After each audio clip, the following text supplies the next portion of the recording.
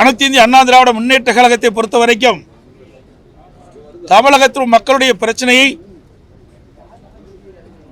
தீர்க்க வேண்டும், அது அரசுடைய கவனத்திற்கு சரியான முறையிலே கொண்டு சேர்க்க வேண்டும் என்ற அடிப்படையில் தான் நாங்கள் செயல்பட்டுக் கொண்டிருக்கின்றோம். ஆனால் திராவிட முன்னேற்ற கழக அரசு அமைந்த பிறகு 0 அவர்கள் எங்கள் முழுமையாக பேசுவதை வாய்ப்பு கொடுப்பதில்லை. அதை தொடர்ந்து அதை தடுத்துக் கொண்டிருக்கின்றார்கள். அதை கண்டித்தான் இன்றைக்கு வெளிநடப்பு செய்திருக்கின்றோம். அது மட்டுமல்ல, இன்றைக்கு அனைத்து இந்திய அண்ணா திராவிட முன்னேற்ற கழகம் தமிழகத்தில் சட்ட ஒழுங்கு அடியோடு சீர்கட்டு விட்டது.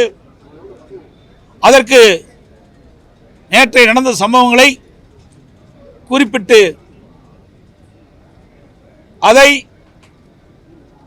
திரு ஸ்டாலின் மாடல் அரசாங்கம், ஸ்டாலின் தலைமையில் இருக்கின்ற காவல்துறை செயலற்று இருக்கின்ற அந்த காரணத்தினால்தான் தொடர்ந்து தமிழகத்திலே கொலை சம்பவங்கள் அரங்கேறிக்கின்ற